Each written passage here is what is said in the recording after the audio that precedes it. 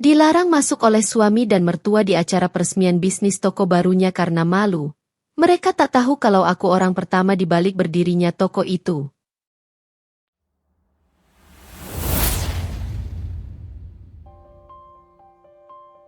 Aku selalu percaya bahwa hidup berjalan seperti aliran air. Kadang tenang, kadang mengamuk tanpa memberi peringatan.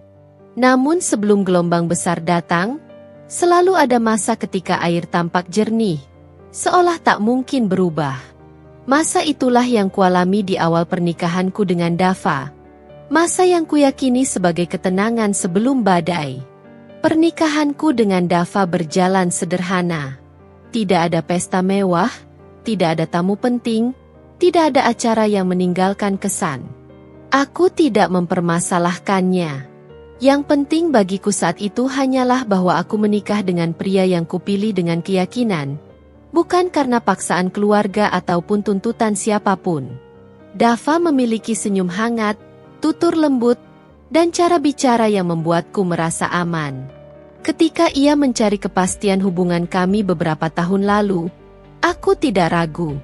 Namun setelah pernikahan, aku baru memahami kenyataan lain. Menikah dengan seseorang berarti juga menikah dengan lingkungannya, termasuk orang-orang yang membentuk dunianya. Dalam kasusku, dunia itu berpusat pada satu sosok yang sangat berarti bagi Dava, ibu kandungnya, Bu Leni. Untukku, Bu Leni adalah teka-teki yang tidak pernah selesai dipecahkan. Beliau selalu mengatur segala sesuatu, bukan hanya tentang hidupnya sendiri, tetapi hampir semua orang di sekitarnya, terutama Dava. Kedua anaknya telah dewasa, tetapi kebiasaan Bu Leni mengatur keputusan besar maupun kecil tetap melekat kuat. Sejak awal, aku tidak pernah merasa diterima sepenuhnya. Ada kalimat-kalimat halus yang terdengar sopan tetapi sesungguhnya menusuk. Tatapan yang tidak pernah disembunyikan. Komentar mengenai penampilan, cara bicara, atau caraku menata rumah, semua disampaikan dengan nada yang membuatku merasa seperti anak kecil yang harus selalu benar-benar patuh. Namun Dava tidak melihat hal itu. Baginya, ibunya adalah sumber nasihat terbaik. Bu Leni dianggap sebagai wanita kuat yang membesarkan dua anaknya seorang diri setelah ditinggalkan suaminya bertahun-tahun lalu. Dalam pandangannya, apapun yang dikatakan ibunya selalu berasal dari niat baik. Sedangkan aku dianggap terlalu sensitif jika menanggapi ucapan atau sikap Bu Leni. Aku tidak menyalahkannya. Tidak sepenuhnya. Bagaimanapun, Dava tumbuh dengan cerita bahwa ibunya adalah pahlawan keluarga, dan aku menghargai hal itu. Hanya saja, ada hal-hal yang tidak bisa kusampaikan kepadanya tanpa terdengar seperti aku sedang melawan keluarganya sendiri. Itulah sebabnya aku memilih untuk diam. Diam bukan berarti tidak mampu bicara. Diam adalah keputusan ketika mengatakan sesuatu hanya akan menimbulkan masalah baru. Diam adalah cara untuk menjaga rumah tangga dengan segala kedamaiannya. Diam, bagi sebagian orang, dianggap sebagai kelemahan. Namun aku tahu, diamku adalah bentuk kekuatan, bukan yang keras, tetapi yang mengalir tenang, memilih waktu yang tepat untuk bergerak. Hidupku sebelum menikah tidak seperti dugaan banyak orang. Banyak yang mengira aku berasal dari keluarga biasa, menjalani pekerjaan sederhana, dan tidak memiliki masa lalu yang mencolok. Sebagian besar itu sengaja kubiarkan. Bukan karena aku malu, tetapi karena aku ingin menjalani pernikahan sebagai Raisa yang sebenarnya. Bukan Raisa yang dikelilingi angka dan reputasi. Aku dibesarkan dalam keluarga yang tenang, namun bukan keluarga biasa. Ayahku seorang analis keuangan yang sejak muda terkenal memiliki insting tajam. Beliau membangun perusahaan investasi kecil yang perlahan berkembang menjadi perusahaan yang dihormati banyak kalangan. Ketika aku berusia 20 tahun, perusahaan itu mengalami puncak pertumbuhan dan masuk dalam daftar 5 besar manajemen investasi swasta yang paling diperhitungkan. Aku tidak langsung ikut dalam perusahaan ayah. Beliau selalu berkata, Ilmu terbaik adalah yang membentuk karaktermu, bukan yang sekadar mengisi kepalamu. Aku diarahkan untuk menempuh pendidikan di luar negeri, belajar secara mandiri, dan mengenal dunia dengan kacamata sendiri. Betapapun ayah ingin membawaku masuk ke perusahaan, ia menahan diri demi memastikan aku memiliki identitas yang tidak hanya berasal dari namanya. Perjalanan panjang itu membuatku bukan hanya memahami teori investasi, melainkan juga memahami orang-orang dan keputusan-keputusan yang didasari emosi. Aku menemukan minat besar pada dunia bisnis. 5 tahun setelah belajar di luar negeri, aku kembali ke Indonesia dan ayah memberiku tanggung jawab pertama sebagai analis. Tidak mudah, tetapi aku bertahan. Dalam 2 tahun saja, aku berhasil membawa 2 perusahaan rintisan menjadi bisnis besar. Ketika aku berusia 25 tahun, portofolio investasiku melampaui 200 miliar. Saat itu, banyak media menulis tentangku. Banyak investor yang ingin bertemu. Namun aku tidak selalu muncul sebagai diriku sendiri. Aku belajar bermain sebagai penanam modal bayangan yang bekerja tanpa harus tampil di publik. Tidak ada yang tahu bahwa sebagian proyek besar yang memulai gebrakan tiba-tiba adalah hasil keputusanku sendiri. Aku tidak haus popularitas. Aku memilih bekerja secara diam-diam, menjadi penggerak tanpa harus dilihat. Dan itu membuat hidupku jauh lebih tenang. Namun ketika aku bertemu Dava, aku memutuskan menyembunyikan seluruh identitas mengenai siapa aku sebenarnya. Bukan karena tidak percaya kepadanya, tetapi karena aku ingin mengenal seseorang yang mencintaiku tanpa dipengaruhi status atau gambaran ekonomi. Aku ingin dicintai sebagai perempuan biasa, bukan sebagai investor muda yang sering menjadi bahasan di majalah bisnis. Tidak ada yang salah dengan keputusanku itu. Tapi aku juga tak tahu bahwa pilihanku ini akan menjadi awal dari luka yang sangat dalam. Dava mengenalku sebagai wanita mandiri yang bekerja dari rumah, mengelola bisnis kecil freelance yang tidak pernah kuceritakan dengan detail. Padahal, bisnis kecil, itu adalah kantor cabang kecil dari perusahaan pribadi yang kusembunyikan dari publik. Stafku bekerja dari lantai operasi yang tidak pernah diketahui siapapun selain para eksekutif senior. Ketika Dava bertanya, aku hanya menjelaskan bahwa aku bekerja secara online. Dan ia tidak pernah bertanya lebih jauh. Kehidupan pernikahan kami berjalan datar.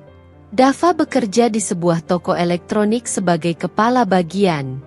Gajinya tidak terlalu besar, tetapi cukup untuk kebutuhan rumah. Aku mengelola pendapatan pribadiku tanpa membuat Dava merasa rendah diri.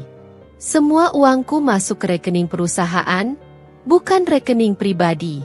Biaya hidupku di rumah berasal dari tabunganku yang kutata sebagai hasil kerja freelance. Kami tinggal di rumah sederhana, namun nyaman. 2 kamar tidur, ruang tengah yang luas, sedikit tanaman di halaman, dan dapur kecil yang selalu kurapikan. Aku menyukai rumah itu, meski tidak besar. Ada kekurangan di sana-sini, tapi secara keseluruhan aku merasa bahagia. Setiap pagi aku bangun sebelum matahari muncul. Aku menanak nasi, menyiapkan sarapan sederhana, dan membangunkan Dava untuk berangkat kerja. Setelah ia pergi, aku beralih ke kegiatan yang sebenarnya, bekerja sebagai investor dan pengevaluasi pasar.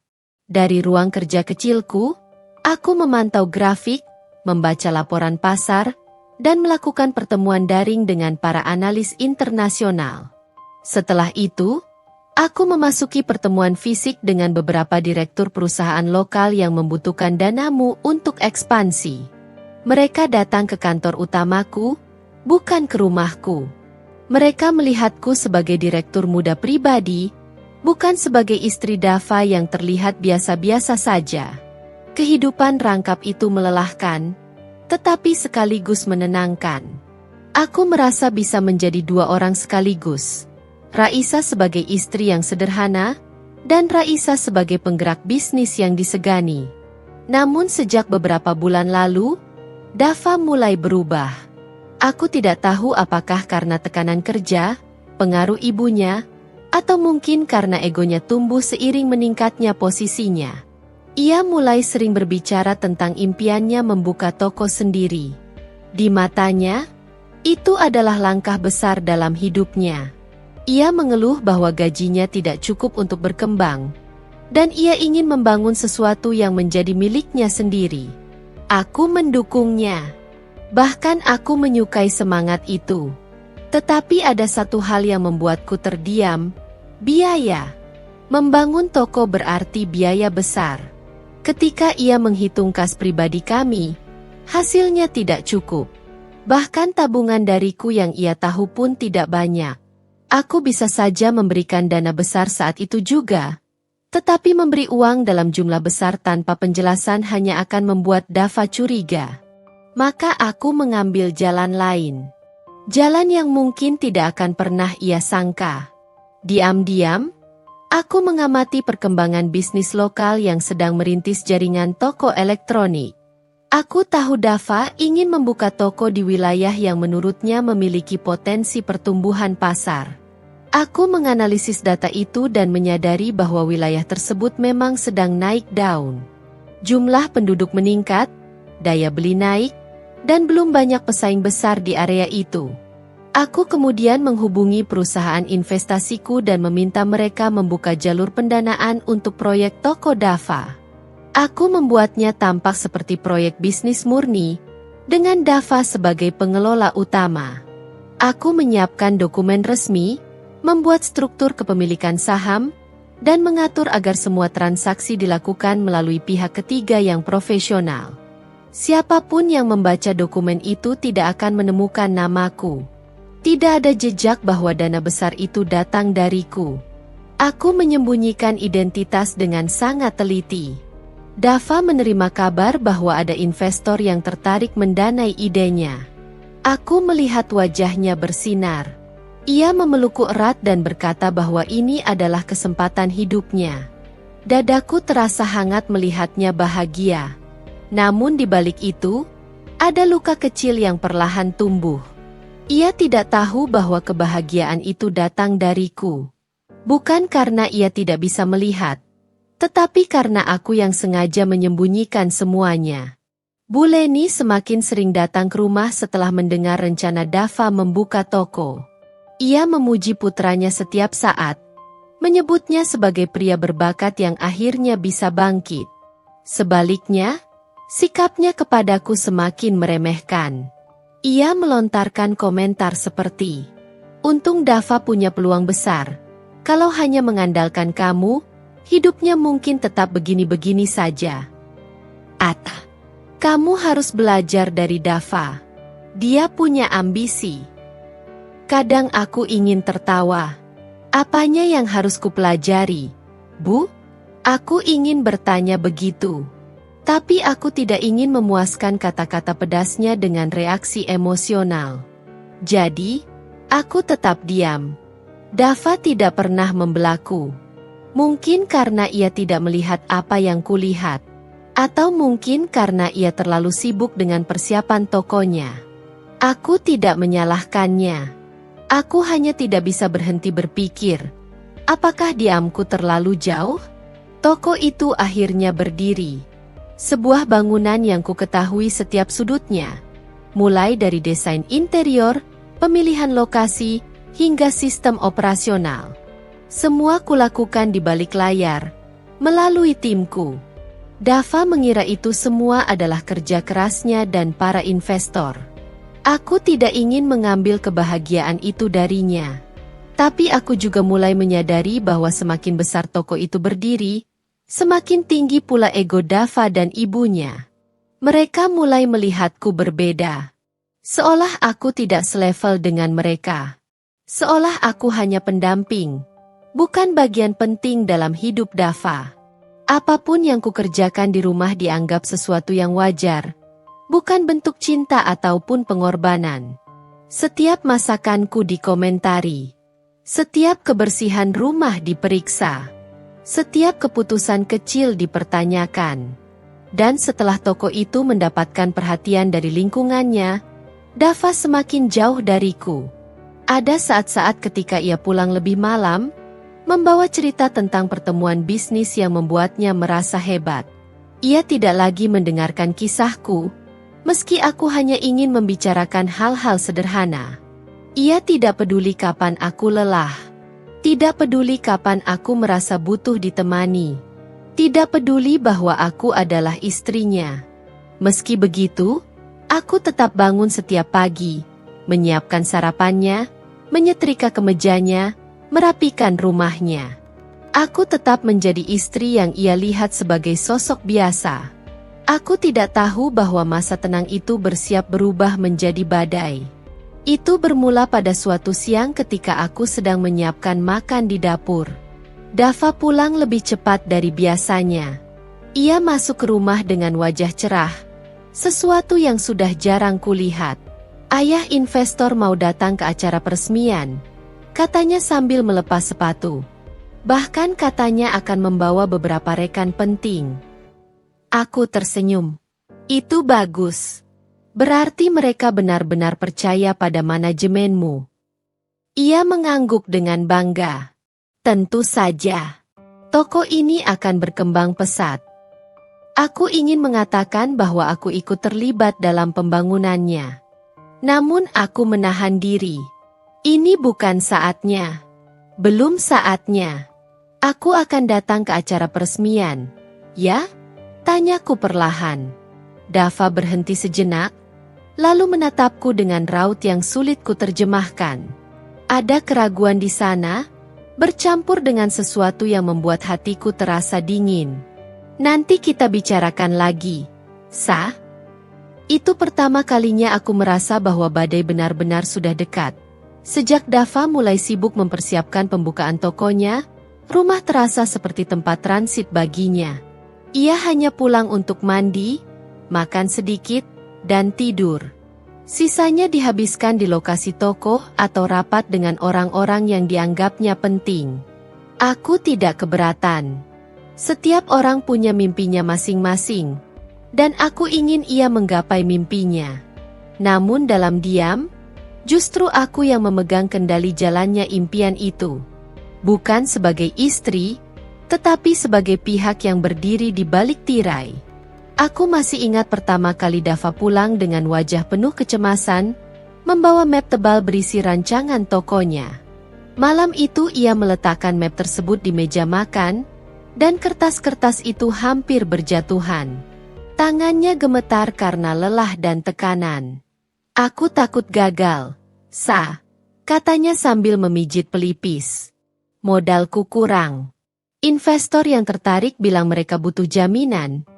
Tapi aku tidak punya apapun untuk dijadikan jaminan selain mobil kecil itu. Aku menatapnya. Mobil itu satu-satunya kendaraan kami. Jika dijadikan jaminan dan rencana ini gagal, kami harus memulai kembali dari nol. Bukan sesuatu yang ringan. Kenapa tidak cari cara lain dulu? Tanyaku hati-hati. Aku sudah coba semua jalan, jawabnya lirih. Kalau sampai aku tidak dapat modal dalam waktu dekat, proyek ini batal. Pada saat itulah aku membuat keputusan besar. Keputusan diam-diam yang akan mengubah arah hidup kami. Setelah Dava tidur, aku membuka map itu dan membaca seluruh isinya. Rancangan detail toko, strategi pemasaran, target pasar, alur keuangan, hingga perkiraan keuntungan. Semua tertata rapi, meski masih banyak kekurangan. Aku tahu, rencana ini bisa berhasil. Aku hanya perlu merapikannya. Penting atau tidak, satu hal jelas, Dava punya visi. Ia hanya kurang pengalaman. Kekurangan itu dapat kuisi. Keesokan paginya sebelum subuh, aku sudah duduk di depan laptop. Di ruang kerja kecil yang tidak pernah terlintas di pikiran Dava sebagai pusat operasional perusahaan investasiku, aku menyusun ulang proposal bisnisnya. Kutambahkan analisis pasar yang lebih mendalam, proyeksi penjualan yang realistis tapi tetap meyakinkan, serta strategi untuk mempercepat arus kas. Setelah dokumen itu selesai, kukirimkan kepada tim analis perusahaan ayahku yang kini sudah sepenuhnya kuambil alih. Mereka terkejut melihat namaku tertera di proyek kecil ini, sebab biasanya aku hanya memegang bisnis menengah atau skala besar. Bu Raisa mau dananya masuk di level berapa? Tanya salah satu analis dalam rapat online. Full funding, jawabku singkat. Ada keheningan. Beberapa analis saling menatap, kemudian salah satu tersenyum. Kalau begitu, kami akan memprosesnya segera. Aku menutup laptop dan menarik napas panjang. Ada rasa lega, sekaligus getir. Dava tidak akan pernah tahu bahwa investor misterius yang akan mendanai tokonya adalah istrinya sendiri.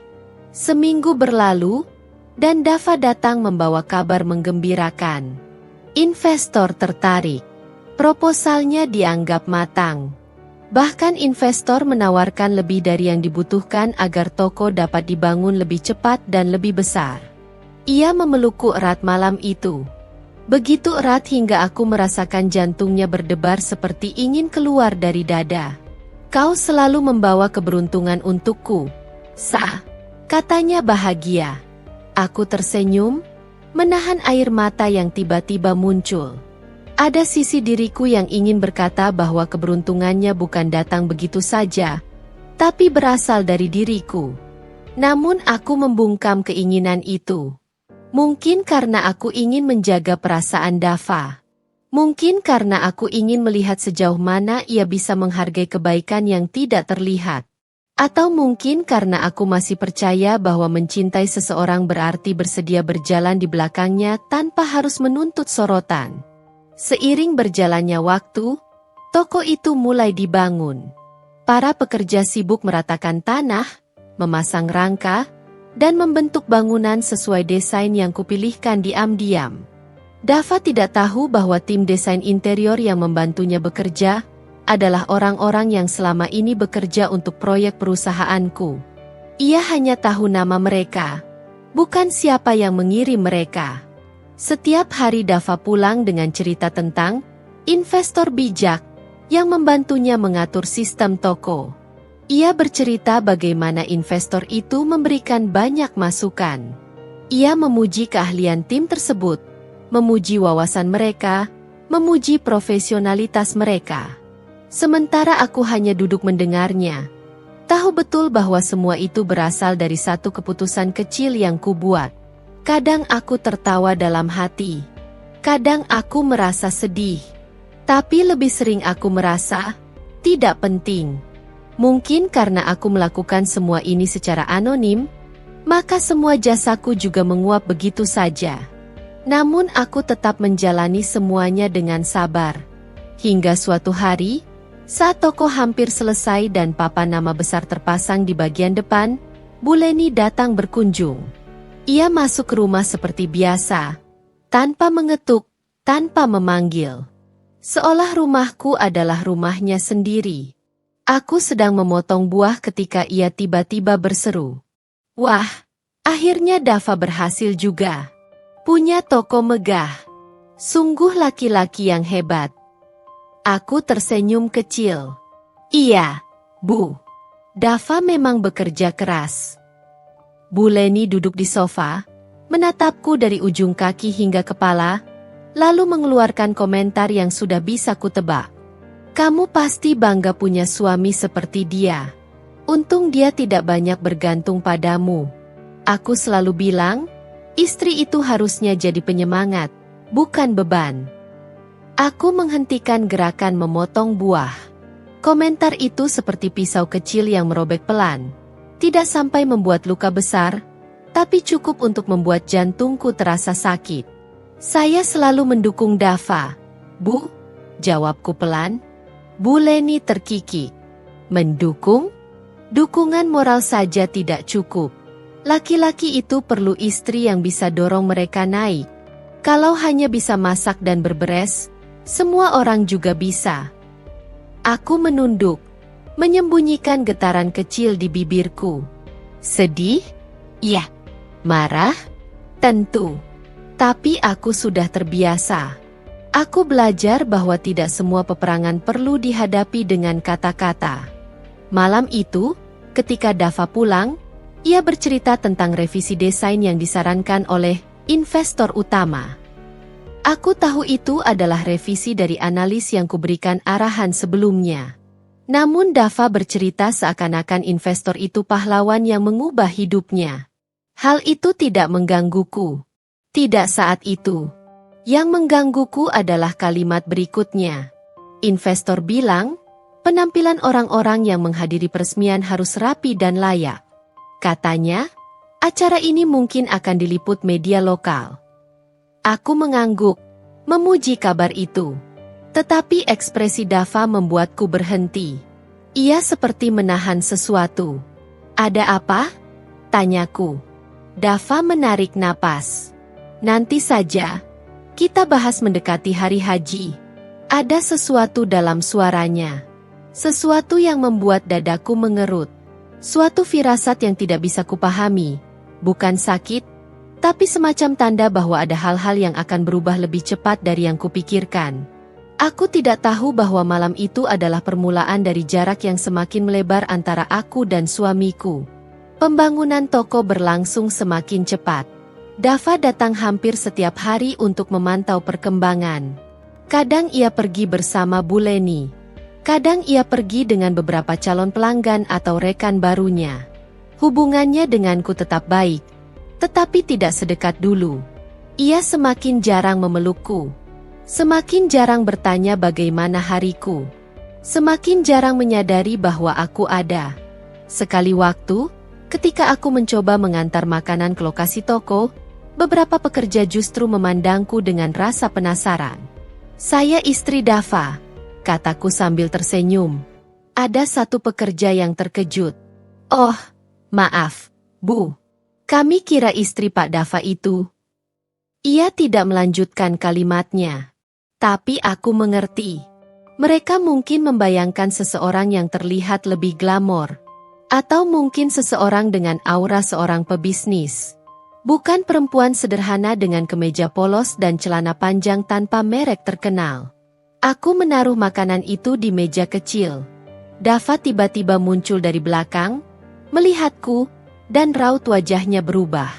Bukan bahagia, bukan bangga, melainkan gelisah. Lain kali tidak usah datang tiba-tiba. Ini lingkungan kerja. Aku tidak enak kalau orang salah paham. Katanya perlahan, tetapi tajam. Hatiku terasa diremas. Aku hanya ingin mengantarkan makanan untukmu. Terima kasih. Tapi lain kali beritahu dulu. Seakan kedatanganku adalah sesuatu yang memalukan baginya. Aku tersenyum kecil dan mengangguk. Tapi saat pulang, aku merasakan sesuatu berubah dalam diriku. Seperti ada bagian kecil yang patah dan tidak bisa diperbaiki lagi. Hari demi hari berlalu. Toko itu hampir selesai.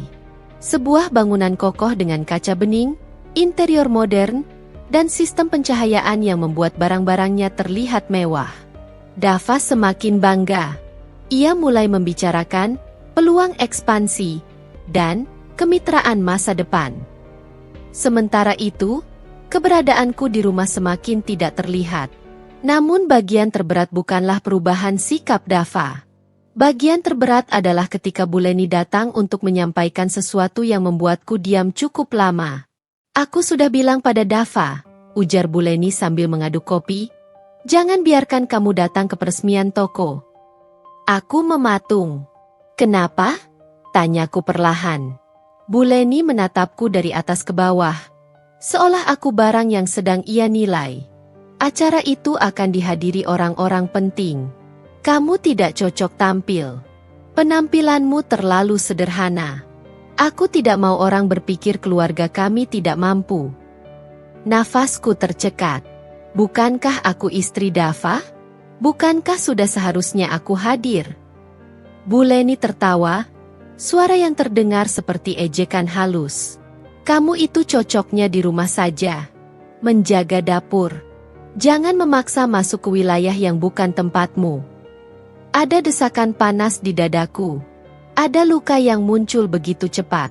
Baru saat itu aku sadar bahwa selama ini, aku tidak pernah dianggap, tidak oleh Bu Leni, dan kini, mungkin tidak juga oleh suamiku. Aku menghela napas panjang. Ada sesuatu yang bergerak di dalam dadaku. Bukan kemarahan, bukan pula kesedihan. Lebih mirip seperti kesadaran yang sudah lama tertidur. Kesadaran bahwa diamku sudah terlalu lama. Kesadaran bahwa aku harus mulai menata ulang caraku melihat diri sendiri. Kesadaran bahwa suatu hari nanti, mereka akan tahu siapa aku sebenarnya. Dan hari itu, semakin dekat pagi itu, matahari merayap pelan melalui selatirai kamar. Aku duduk di tepi ranjang, memandang pantulan wajahku di cermin kecil di meja rias. Ada lingkar gelap di bawah mata, pekerjaan, kurang tidur, ditambah tekanan yang tak pernah berhenti. Tapi bukan itu yang membuat dadaku terasa sesak, melainkan perubahan sikap Dava dan Bu Leni yang terus berkembang, seperti bayangan yang makin besar saat senja tiba. Teleponku bergetar pelan. Notifikasi rapat dari tim analis. Aku mengecek jam, masih 1 jam sebelum dimulai. Namun otakku tidak ada di dunia kerja. Ia melayang pada kejadian kemarin malam, ketika Bu Leni mendelik tajam saat aku pulang sedikit terlambat karena rapat internal perusahaan. Akhirnya pulang juga, sindirnya, sambil berdiri sambil melipat kain. Perempuan kok keluyuran melulu. Sudah punya suami, tapi perangainya seperti masih gadis tidak punya tanggung jawab. Aku terdiam kala itu, tak ingin memancing pertengkaran. Dava yang duduk di sofa hanya menatap layar ponselnya, pura-pura tidak mendengar. Kemarin aku sudah bilang, aku lembur, ucapku pelan. Bu Leni mendengus. Alasan. Orang kerja kasar saja tahu pulang tepat waktu. Kamu itu istri, Raisa. Jangan buat keluarga suamimu malu. Dan hari ini, kata-kata itu masih bersisa seperti serpihan kaca di sudut hati. Terlihat kecil, tapi tetap menyakitkan. Aku menarik napas panjang, memaksakan diriku beranjak dari kursi. Kusingkap tirai, melihat halaman depan rumah yang kini dipenuhi tanaman baru. Bu Leni rupanya menambah deretan pot bunga besar, memblokir sebagian jalan kecil menuju pintu. Dia bilang rumah harus tampak lebih berkelas, karena banyak tetangga yang mulai sering lewat. Kadang aku merasa rumah ini berubah mengikuti keinginan Bu Leni, bukan penghuninya. Suara ketukan terdengar dari pintu kamar. Raisa? Sudah bangun? Suara Dava, datar dan tergesa. Aku membuka pintu. Dava berdiri sambil merapikan kerah kemejanya. Wajahnya tegang, seperti sedang menyimpan sesuatu. Ya, aku sudah bangun. Kamu mau sarapan dulu? Enggak sempat. Aku mau berangkat lebih awal. Ada persiapan untuk peresmian toko nanti. Kenapa enggak bilang dari semalam? Biar aku siap-siapin sesuatu. Dia menghela napas, tampak tidak sabar. Raisa, kamu enggak usah terlalu ikut campur. Toko ini urusan aku dan keluarga. Kamu, cukup di rumah aja. Kalimat itu menusukku seperti duri panjang yang menembus tanpa permisi. Aku cuma mau membantu. Bukankah ini proyek keluarga juga? Tanyaku, mencoba tersenyum meski rasanya pahit. Dava memalingkan wajah. Ya, tapi kamu belum tentu cocok. Lagian nanti mama datang ke toko, dan dia ingin segala sesuatu tampak rapi.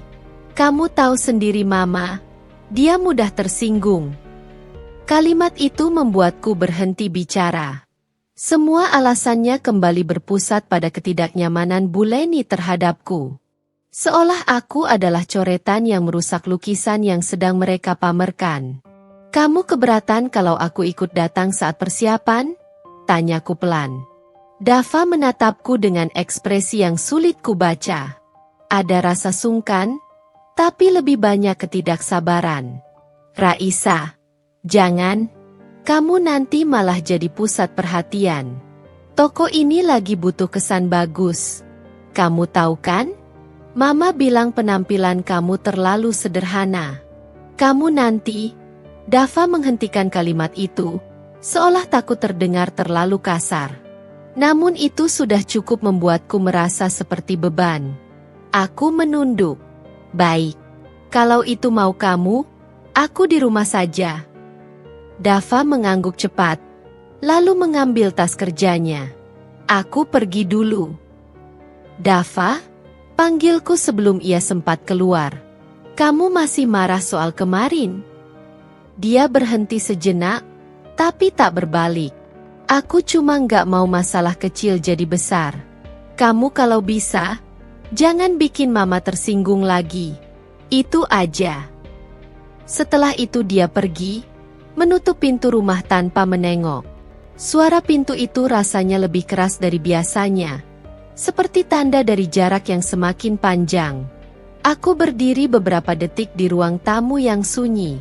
Hari baru saja dimulai, tapi atmosfer rumah ini sudah terasa berat. Bu Leni turun dari lantai 2 sambil membawa keranjang cucian. Rambutnya masih disanggul rapi. Bibirnya dilapisi lipstik merah tua. Perempuan itu seperti selalu siap tampil di depan orang banyak, bahkan saat di rumah. Dava sudah pergi? Tanyanya, tanpa menatapku. Sudah, Bu. Bagus. Dia itu laki-laki yang sibuk. Kamu jangan bikin dia tambah berat pikirannya. Aku menelan kekesalan yang hampir saja keluar. Saya tidak berniat membebani siapapun. Lalu kenapa kamu telat pulang terus? Perempuan itu harus jaga nama baik suaminya. Mama nggak suka tetangga ngomong macam-macam. Aku ingin mengatakan bahwa pekerjaanku bukan berjalan-jalan atau menghabiskan waktu untuk hal yang tak penting. Namun kata itu tertahan. Bu Leni tak akan pernah paham. Atau mungkin tak mau paham. Dia memandangku dari kepala sampai kaki. Kamu hari ini bantuin bersih-bersih rumah aja. Jangan ikut ke acara peresmian. Ya, Mama nggak mau. Ya, kamu tahulah. Banyak orang penting di sana. Kini jelas. Larangan itu bukan hanya dari Dava. Bu Leni juga menginginkannya. Bukan karena aku tidak pantas berada di sana, tapi karena keberadaanku dianggap merusak citra mereka. Perutku terasa melilit, bukan karena sakit fisik, tapi karena rasa diinjak tanpa bisa melawan. Siang hari, rumah berubah ramai. Pekerja catering datang menurunkan beberapa kotak makanan yang dipesan Bu Leni untuk acara keluarga nanti. Bukan untuk peresmian toko, untuk acara makan bersama keluarga besar setelahnya. Aku membantu mengarahkan kotak-kotak itu ke dapur, walau sebagian besar dikoordinasikan oleh Bu Leni. Saat membenahi tumpukan kotak, aku mendengar suara Bu Leni menelpon seseorang. Suaranya jelas meski ia berbicara dari ruang tamu. Iya, nanti wartawan datang jam 4. Sudah Mama bilang ke Dava, Raisa jangan sampai ada di sana. Anak itu penampilannya kampungan. Mama malu kalau orang-orang lihat dia di samping Dava. Aku terdiam. Tanganku yang tengah memindahkan kotak berhenti. Iya, Mama sampai bingung kenapa Dava pilih perempuan begitu buat dinikahi. Tapi sudahlah. Yang penting hari ini harus sempurna. Jangan sampai dia datang ke toko. Jantungku serasa diremas.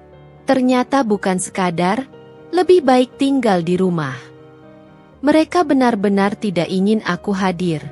Mereka menganggapku noda yang bisa merusak citra keluarga. Setelah telepon ditutup, aku masih berdiri di dapur. Suara gemerisik plastik dan aroma masakan dari catering terasa jauh, seperti tidak masuk ke indera. Aku memejamkan mata. Ada masa ketika hatiku akan retak mendengar kata-kata seperti itu. Tapi kini, retakannya tidak hanya bertambah. Seluruh permukaannya mulai berubah menjadi sesuatu yang tak lagi rapuh. Aku tahu siapa aku. Aku tahu kekuatan yang selama ini kusimpan rapat-rapat. Mereka mungkin melihatku sebagai perempuan sederhana yang tak punya apa-apa selain senyuman ramah. Mereka mungkin mengira aku hanyalah istri biasa. Tidak layak tampil di depan publik saat mereka ingin terlihat hebat. Tapi sesungguhnya, keberadaan toko itu tidak akan pernah ada tanpa diriku. Tanpa modal pertamaku. Tanpa visi bisnisku yang kutitipkan diam-diam lewat Dava. Mereka tidak tahu apa-apa. Dan itulah kesalahan terbesar mereka. Sore menjelang, Bu Leni sudah berdandan rapi dengan kebaya elegan berwarna biru gelap. Aksesoris peraknya berkilau saat terkena sinar lampu. Ia tampak puas melihat dirinya di cermin besar di ruang tamu. "Kamu jaga rumah baik-baik," katanya saat bersiap berangkat. "Jangan kemana-mana. Jangan buat hal memalukan. Kalau ada tamu keluarga datang, suruh duduk, nanti mama yang urus." Aku mengangguk tanpa keberatan. "Baik, Bu." Dava muncul 5 menit kemudian. Penampilannya berbeda dari biasanya. Kemeja mahal, jas yang tampak baru, rambut tertata sempurna. Ia terlihat seperti versi terbaik dari dirinya. Namun tatapannya padaku, kosong. Seperti melihat seseorang yang tidak penting. "Kamu stay di rumah." "Ya," katanya cepat. "Jangan ke toko. Jangan muncul di acara. Aku nggak mau ada masalah." Wajahku tetap tenang. "Aku paham." "Bagus." Mereka berdua pergi dengan mobil hitam keluarga. Dari balik tirai jendela, aku melihat mobil itu melaju hingga menghilang di tikungan. Rumah kembali senyap. Namun kesunyian ini berbeda. Ada sesuatu yang bangkit di dadaku. Sesuatu yang selama ini kupendam terlalu lama. Aku melangkah ke meja rias, membuka laci tersembunyi, dan mengambil sebuah kartu kecil berwarna hitam metalik. Identitas yang tak pernah kukeluarkan di depan Dava, juga tidak pernah kutunjukkan kepada siapapun di keluarganya. Investor utama. Salah satu pemodal yang dikenal dalam lingkaran bisnis. Senyumku muncul perlahan. Jika hari ini mereka ingin menghapusku dari panggung, maka sebentar lagi mereka akan tahu siapa yang sebenarnya mereka hapus. Dan itu baru permulaan. Mobil keluarga itu telah hilang dari pandangan. Namun gemas sikap mereka masih menggantung tebal di udara rumah yang mendadak terasa terlalu luas.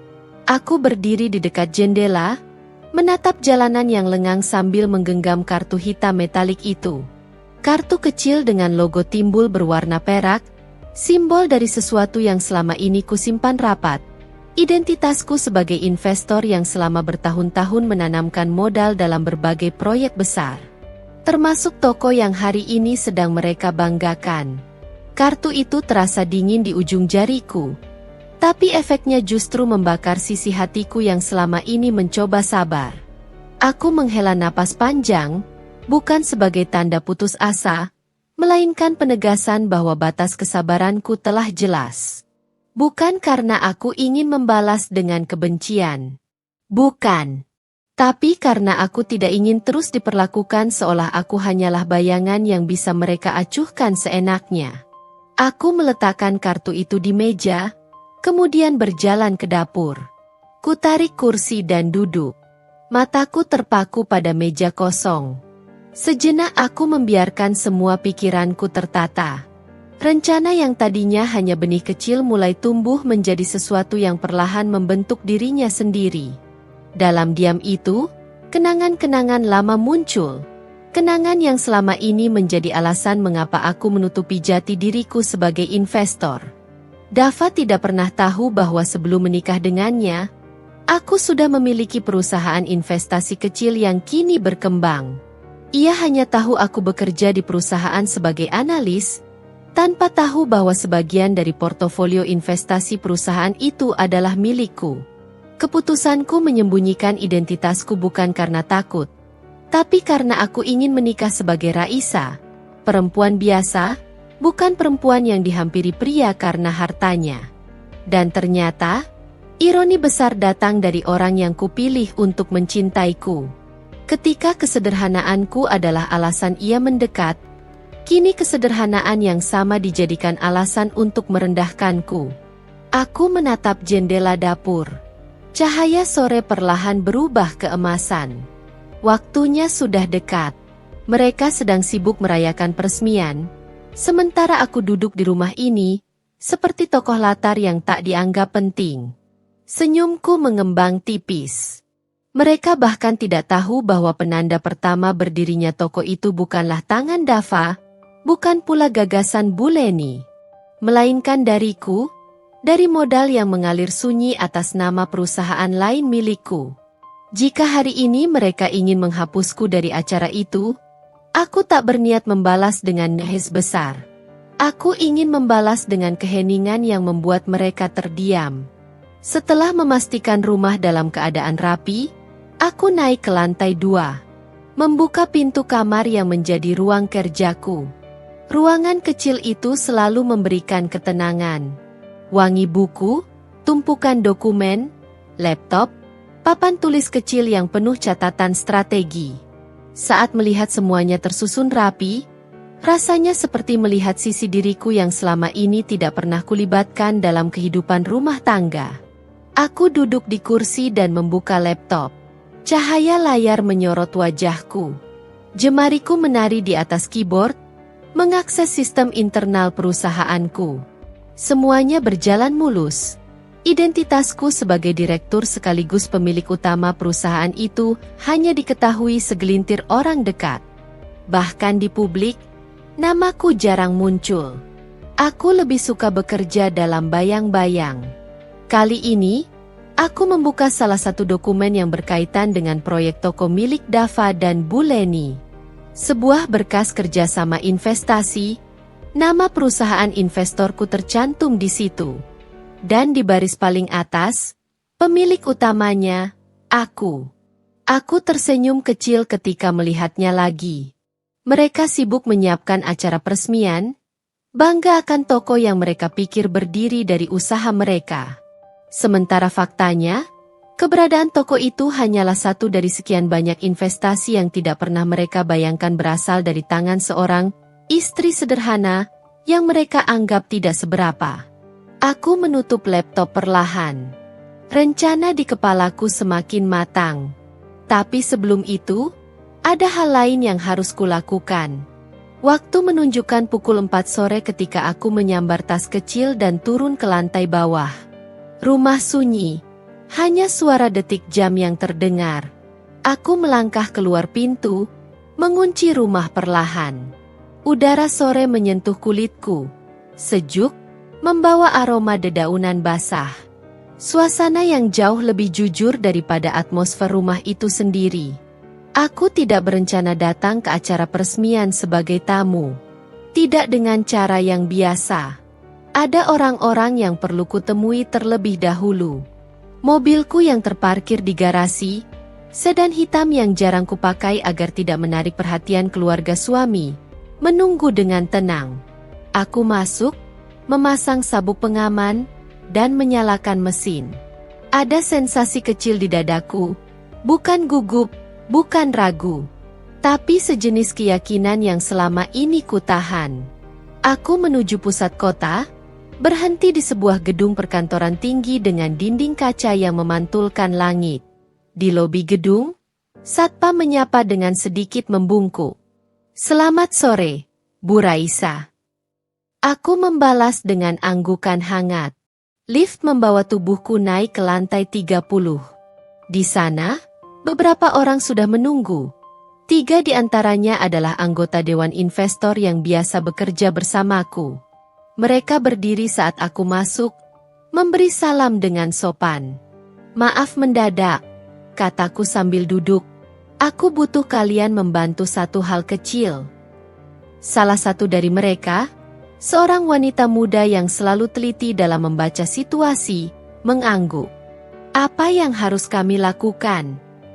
Aku menggeser sebuah map ke tengah meja. Hari ini ada peresmian toko baru yang menerima investasi dari perusahaan kita. Aku ingin memastikan identitas perusahaan kita diumumkan pada acara itu. Salah satu dari mereka tampak ragu. Biasanya ibu meminta untuk tetap anonim. Aku tersenyum tipis. Kali ini berbeda. Aku tidak marah, Tidak ingin mempermalukan siapapun. Aku hanya ingin fakta berdiri sendiri. Wanita muda itu mengangguk pelan. Kami akan atur agar pengumuman dilakukan oleh bagian humas acara. Mereka pasti tertarik, karena perusahaan kita sedang diperbincangkan media beberapa minggu terakhir. Baik. Aku berdiri.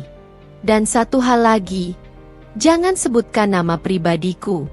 Biarkan mereka yang menghubungkan sendiri. Mereka mengangguk serentak. Pertemuan itu tidak berlangsung lama. Namun cukup untuk mengubah seluruh arah acara peresmian toko itu. Pertemuan itu tidak berlangsung lama. Namun cukup untuk mengubah seluruh arah acara peresmian toko itu. Keluar dari gedung, langit sudah mulai berwarna jingga. Aku kembali masuk ke mobil, tapi tidak langsung menuju rumah. Ada hal lain yang ingin kulihat sebelum hari ini berakhir. Aku mengendarai mobil perlahan menuju lokasi toko baru itu. Tempat yang sejak awal kubayangkan sebagai usaha keluarga kecil yang penuh harapan. Toko itu berdiri megah. Papan namanya menyala terang, warna catnya tampak elegan.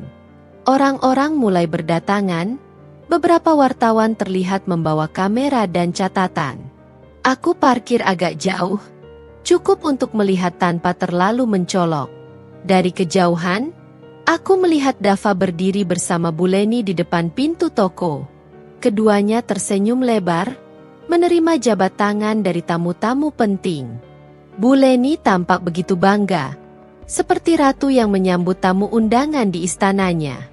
Sementara Dava berdiri tegap, jelas menikmati sorotan. Di sekitar mereka, dekorasi acara tampak mewah. Balon-balon cantik, pita merah besar untuk prosesi pemotongan. Semua begitu megah, kecuali kenyataan bahwa nama orang yang membuat semuanya mungkin bahkan tidak disebut, bahkan tidak diizinkan hadir. Aku menatap mereka lama. Ada rasa sedih? Iya. Ada kecewa? Ada luka? Sudah jelas. Tapi semua itu kini tidak lagi menenggelamkanku. Sebaliknya, perasaan itu membentuk ketegasan yang tak pernah kurasakan sebelumnya. Namun yang paling membuat dadaku terasa berat adalah satu hal. Mereka tidak pernah tahu bahwa aku tidak pernah ingin menguasai usaha itu. Aku hanya ingin berdiri bersama, bukan dipisahkan dari apa yang seharusnya menjadi milik keluarga. Aku memejamkan mata sejenak. Angin sore menyapu wajahku, membawa wangi makanan dari tenda catering di dalam acara. Betapa mudah seseorang yang kita cintai melupakan kita, ketika mereka merasa mereka berdiri lebih tinggi. Aku membuka mata, menatap kerumunan itu sekali lagi. Sementara acara berjalan, aku menerima pesan dari timku. Bu, sudah diumumkan. Media mulai bertanya-tanya. Mereka minta konfirmasi identitas investor utama. Aku mengetik balasan. Biarkan saja mereka mencari. Waktu akan menjawab. Ponselku kemudian kumasukkan ke dalam tas. Dava dan Bu Leni masih sibuk menyambut tamu. Masih tersenyum dengan bangga. Masih berdiri di panggung itu dengan angkuh. Mereka tidak tahu badai kecil sedang mendekat. Dan bukan badai yang merusak, justru badai yang membuka mata. Aku menyandarkan punggung di jok mobil. Hari ini mereka menutup pintu untukku. Tapi besok, pintu itu bukan sekadar terbuka. Besok, mereka akan berdiri, memohon maaf pada perempuan yang selama ini mereka remehkan. Perlahan, aku menyalakan mesin mobil. Bukan untuk pulang. Bukan pula untuk mendekat ke acara. Aku pergi untuk mempersiapkan langkah berikutnya. Karena ini baru permulaan, dan perjalanan menuju kebenaran selalu dimulai dari satu babak kecil yang tak mereka duga. Aku masih berada di dalam mobil, parkir cukup jauh dari lokasi acara peresmian toko itu. Dari tempatku duduk, cahaya lampu sorot memantulkan bentuk siluet orang-orang yang berdatangan memasuki bangunan baru itu. Musik lembut mengalun dari pengeras suara, menciptakan suasana meriah yang kontras dengan perasaan yang sedari tadi berputar di hatiku. Aku tidak datang untuk melihat kemegahan acara itu.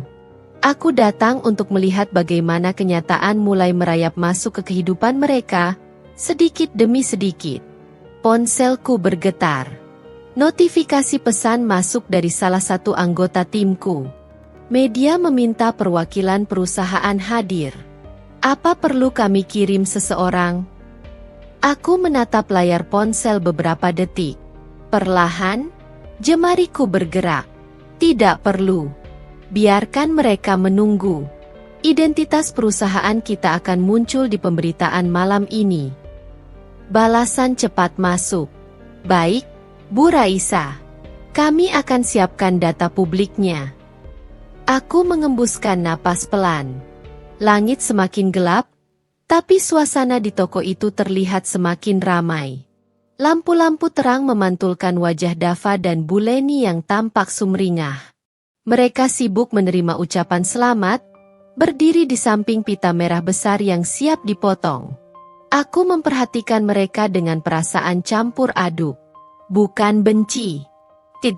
Yang ada hanyalah keterasingan yang disirami kesadaran baru. Ternyata orang yang selama ini kuberi kesempatan untuk mencintaiku, lebih memilih ilusi pencitraan daripada memberiku tempat sebagai istrinya. Aku menarik napas pelan. Sudah waktunya pergi dari sini. Aku telah melihat cukup banyak untuk babak malam ini. Tanpa menunggu lebih lama, aku menyalakan mesin mobil dan mengarahkan kendaraan ke jalan besar. Kota dipenuhi arus lampu kendaraan yang mengalir tenang. Aku membiarkan pikiranku melayang. Rumah terasa sangat berbeda saat aku kembali. Pintu kayu besar itu menyambutku dengan sunyi, seolah sudah menunggu kisah lain untuk masuk. Aku membuka sepatu dan meletakkannya rapi di rak. Lampu ruang tamu menyala remang, meninggalkan bayangan panjang di lantai. Ada rasa lega setiap kali aku kembali ke rumah dalam keadaan tenang seperti ini. Bukan karena rumah ini hangat, tidak. Tapi karena aku bisa kembali membangun ketenanganku sendiri tanpa suara-suara yang meremehkan. Aku berjalan menuju dapur, menuang segelas air putih, dan duduk di meja makan. Mataku memandangi permukaan meja yang bersih, mengikuti garis-garis kayu yang terlihat samar. Pikiranku kembali pada masa awal pernikahan kami. Masa ketika Dava masih memujiku karena kelembutanku, karena sikapku yang sederhana, karena caraku bekerja keras tanpa banyak bicara.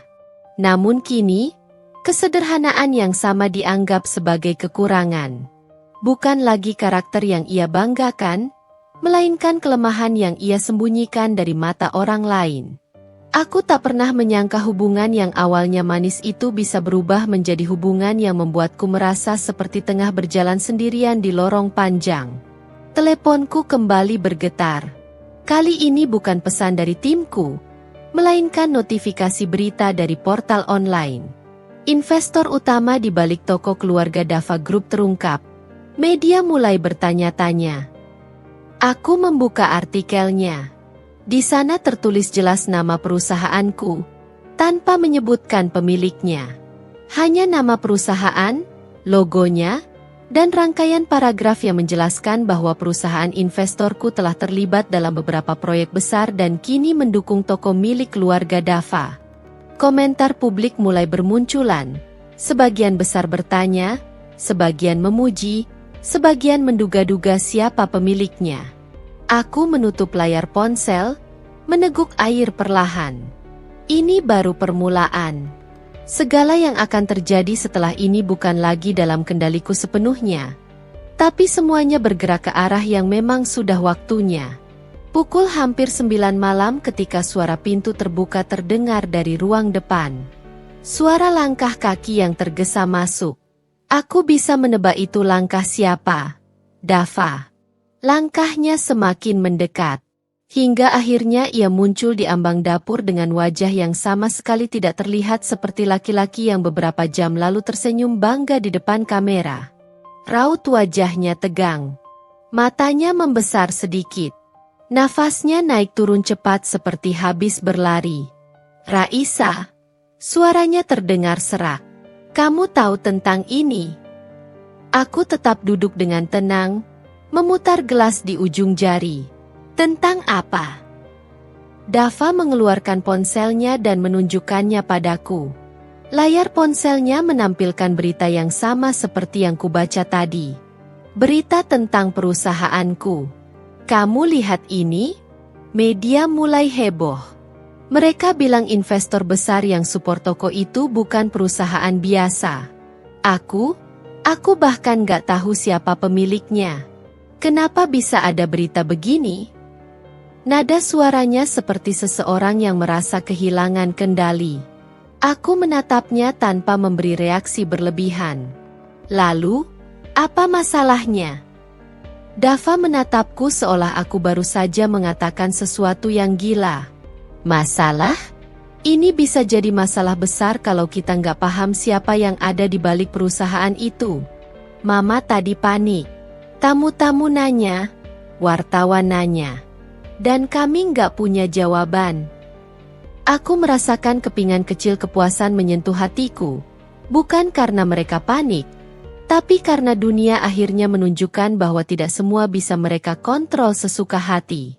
Aneh, ucapku, masih setenang tadi. Bukankah kalian tidak peduli siapa investornya? Yang penting toko itu berdiri, bukan? Dava meremas rambutnya frustrasi. Raisa, tolong jangan bicara begitu sekarang. Aku lagi serius. Aku juga serius, Dava. Aku menatapnya lurus. Sangat serius. Ia terdiam beberapa detik. Napasnya melambat. Kamu sebenarnya tahu, ya, tentang perusahaan itu? Ia menatapku penuh curiga. Atau jangan-jangan kamu sudah lama terlibat? Aku mendengus kecil. Kenapa?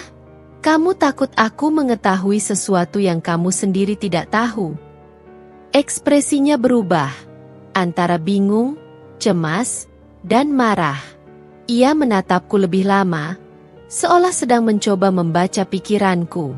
Aku cuma butuh jawaban, Raisa. Aku juga butuh jawaban, balasku dengan suara pelan. Jawaban kenapa istri sendiri tidak dianggap pantas berdiri di samping suaminya di acara besar. Jawaban kenapa aku dilarang menghadiri sesuatu yang bahkan aku, lebih dari siapapun, miliki keterlibatan besar di dalamnya. Dava terbelalak. Apa maksud kamu? Aku menumpukan tangan di meja, tidak berniat menyingkap semuanya sekarang. Masih terlalu awal. Terlalu banyak bab yang harus kulalui sebelum kebenaran benar-benar muncul.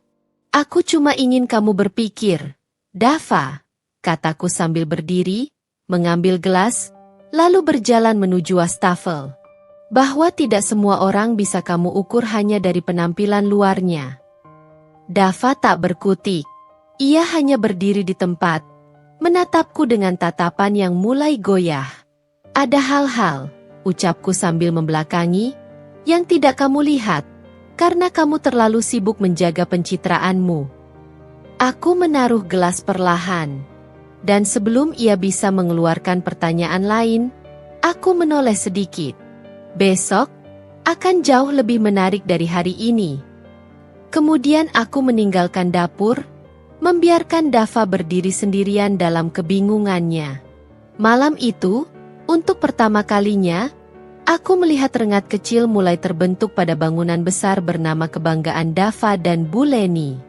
Dan aku tahu, retakan kecil itu bukan akhir. Itu baru permulaan dari runtuhnya ilusi yang selama ini mereka bangun. Aku berdiri di depan cermin, mengenakan blus putih berpotongan tegas dan blazer hitam yang membingkai tubuhku dengan wibawa yang tak pernah kutampilkan di hadapan mereka. Rambutku kutata rapi. Riasan tipis saja, cukup untuk menunjukkan bahwa aku siap. Siap mengakhiri semuanya. Ketika aku turun, Dava berdiri gelisah di ruang tamu, sementara Bu Leni mondar-mandir seperti orang kebingungan. Begitu mereka melihatku, keduanya terpaku. Bukan karena cantik, tetapi karena aku terlihat berbeda. Terlalu berbeda untuk ukuran Raisa yang selalu dianggap kampungan. Raisa. Dava memandangku dari ujung rambut sampai ujung kaki. Kenapa? Salah kostum? Tanyaku dingin. Tidak, kamu terlihat seperti orang penting. Suaranya hampir tercekat. Memang. Aku mengambil tas kerjaku. Ayo, kita terlambat. Tak ada lagi kata menggampangkan. Tak ada lagi tatapan merendahkan.